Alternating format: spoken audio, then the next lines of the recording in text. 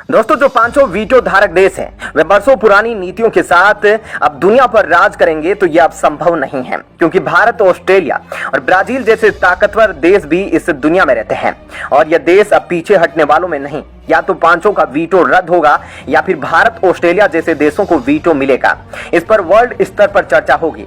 जो 75 सालों से पांचों वीटो धारक देश है, जो बाकी वर्ल्ड को ब्लैकमेल करते हैं, जो डिजर्विंग देश है, जिन्हें वीटो मिलना चाहिए, उसे किसी ना किसी एक देश का समर्थन नहीं मिलता, जिसकी वजह से वह बेचारा देश पीछे हो जाता है और उसे वीटो नहीं मिल पाता। उन्हीं में से एक देश है हमारा महान भारत। इस देश से निकले हुए लोग गूगल के सीईओ बनते हैं, माइक्रोसॉफ्ट के सीईओ बनते हैं। एक बड़ा लोकतांत्रिक देश है भारत, फिर भी उसे वीटो नहीं दिया जाता। दरअसल दोस्तों, वैसे तो भारत यूएनएससी के अंदर काफी समय से यह डिमांड करता आया है, लेकिन इस बार ऐसा पहली बार हो रहा है जब भारत ने साफ साफ दुनिया से यह सवाल पूछा है कि आखिर इन 5 देशों के पास ऐसा क्या है कि ये 188 देश जिनको वीटो पावर नहीं मिली है उनसे अलग है और उनसे श्रेष्ठ है। ये 5 देश आपस में ऐसे लड़ते हैं कि यूएन इनकी वजह से कुछ भी काम ठीक से नहीं कर पा रहा है और इनकी प्रभावशीलता यूएन में काफी ज्यादा है। और इस बात से पता चलता है कि चीन और रूस, इन दोनों देशों का नाम बदलने हैं। चीन का नाम आज भी ताइवान रिपब्लिक ऑफ चाइना कहा जाता है और चीन के राष्ट्रपति ने जो कुर्सी ली हुई है उसका नाम भी ताइवान रिपब्लिक ऑफ चाइना है। सेम यही केस रूस के साथ है। उसकी सीट का नाम यूएसएसआर है और वह उसे चेंज नहीं करने दे रहा।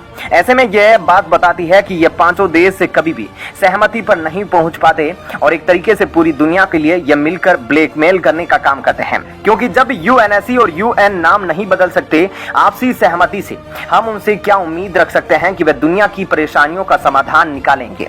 और सबसे बड़ी बात जो भारत ने कही है वह यही है दोस्तों कि कोई भी बड़ा इंस्टीट्यूशन है, मान लो कि यूएन है, वह मिटेगा नहीं, लेकिन धीरे धीरे करके यह खत्म होता चला जाएगा और इसकी वैल्यू घटती जा रही है, जो कि बिल्कुल गलत हो रहा है। अगर भारत की बात की जाए तो भारत दुनिया में सबसे ज्यादा आबादी वाला देश है। भारत के पास परमाणु क्षमता भी है, इसके बावजूद भी भारत को यूएनएससी में शामिल नहीं किया जा रहा। ऐसे में भारत की तरफ से साफ साफ कहा गया है कि अगर भारत को वीटो नहीं दिया जा रहा है तो फिर उन 5 देशों को क्यों दिया जा रहा है, और ऐसे में उन 5 देशों का भी वीटो रद्द किया जाना चाहिए। ऐसा जल्द से जल्द किया जाना चाहिए। दोस्तों, सिर्फ इतना ही नहीं बल्कि इससे पहले वीटो पावर पर भारत ने एक और बड़ा बयान देते हुए बात खुलेआम कही थी कि आज संयुक्त राष्ट्र सुरक्षा परिषद में मौजूद स्थायी देश अपनी वीटो पावर का इस्तेमाल राजनीतिक हितों को पूरा करने के लिए कर रहे हैं और इस संगठन में नैतिक मूल्यों को ध्यान में नहीं रखा जा रहा, जिसका नतीजा हम साफ तौर पर देख सकते हैं कि कैसे संयुक्त राष्ट्र लगभग हर बड़ी वैश्विक चुनौतियों को काउंटर करने में नाकाम रहा।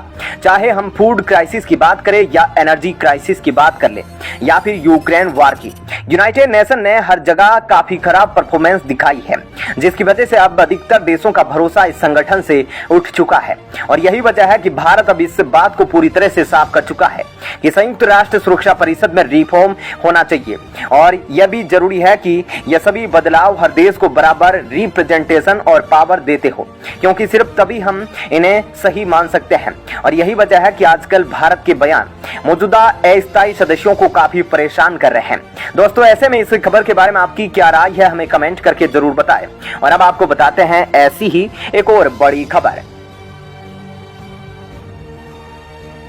दोस्तों, जहां एक तरफ रूस यूक्रेन के साथ युद्ध को लेकर अमेरिका से काफी ज्यादा खफा है, इसी बीच अब कुछ ऐसा हुआ जिसने अमेरिका के होश उड़ा दिए। बता दें कि हाल ही में एक विमान जिसमें भारतीय लोगों के साथ साथ अमेरिकी नागरिक भी सवार थे, उसे रूस में उतार दिया गया। इस दौरान भारत के साथ साथ अमेरिका भी काफी ज्यादा टेंशन में आ गया। ऐसे में क्या है पूरी खबर और रूस ने उस विमान के साथ क्या कुछ किया, इस बारे में अब आपको थोड़ा डिटेल में बताते हैं। बता दें कि अमेरिका काफी घबरा गया था क्योंकि भारतीय एयर इंडिया का विमान उतर गया था रूस के अंदर। किसी तकनीकी खराबी की वजह से दिल्ली और अमेरिका के बीच उड़ने वाला एयर इंडिया विमान को रूस में इमरजेंसी लैंडिंग करनी पड़ी थी और मामला ऐसा हो गया था कि एक तरफ भारत टेंशन में था तो दूसरी तरफ अमेरिका भी काफी टेंशन में था कि कहीं उसके अमेरिकी नागरिकों के साथ रूस कुछ कर ना दे, क्योंकि अमेरिका रूस को अपना सबसे बड़ा दुश्मन मानता है और ऐसे में अमेरिका के अंदर भी खलबली मची थी। अब जब भारतीय विमान वहां उतरा तो काफी टेंशन वाला माहौल बन गया। टेंशन वाला माहौल बनने का सबसे बड़ा कारण है कि रूस और यूक्रेन में युद्ध चल रहा है और रूस के कई इलाकों पर अब ड्रोन से हमले शुरू हो गए हैं। हाल ही में रूस की राजधानी मॉस्को में भी ड्रोन से हमले किए गए थे। जब यह विमान खराब हुआ तब टेंशन वाली बात यह थी कि कथित तौर पर रूस ने यूक्रेन का डैम उड़ा दिया था। इसका मतलब यह होता है कि यूक्रेन भी बदला लेने के लिए कोई बड़ी कार्रवाई कर सकता है। इन सब के बीच रूस इस वक्त काफी ज्यादा नाराज है अमेरिका से। रूस ने अब सीधे अमेरिका को दोष देना शुरू कर दिया है। इस युद्ध के पीछे अगर कोई खड़ा है तो यह युद्ध लंबा खींच रहा है और इसके लिए अमेरिका जिम्मेदार है। वैसे डैम के पानी से काफी ज्यादा विनाश फैला हुआ है। कहा जा रहा है कि यूक्रेन का एक शहर का बड़ा हिस्सा जलमग्न हो गया और लोगों को वहां से भागना पड़ रहा है।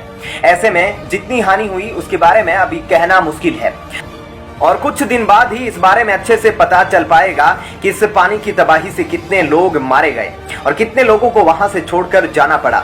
जबकि इस बारे में रूस का कहना है कि यह हमला हमने नहीं किया, यह यूक्रेन ने खुद किया है, क्योंकि अगर हम हमला करेंगे तो क्रीमिया में पानी नहीं मिलेगा, तो हम ऐसा क्यों करेंगे जिससे हमें हानि हो। ऊपर से हमारी सेना भी नीचे की तरफ है।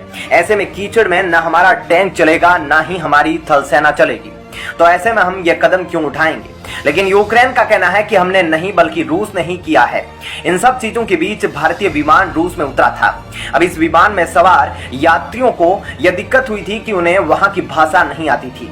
ऐसे में उन्हें समझ नहीं आ रहा था कि वे किससे क्या बातचीत करें।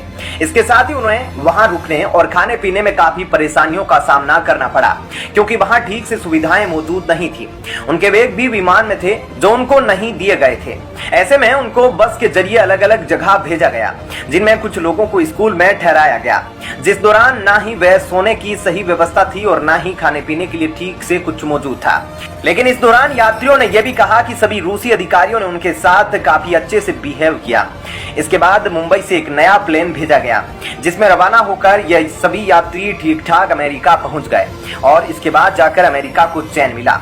तो ऐसे में इस खबर के बारे में आपकी क्या राय है, हमें कमेंट करके जरूर बताएं। और अब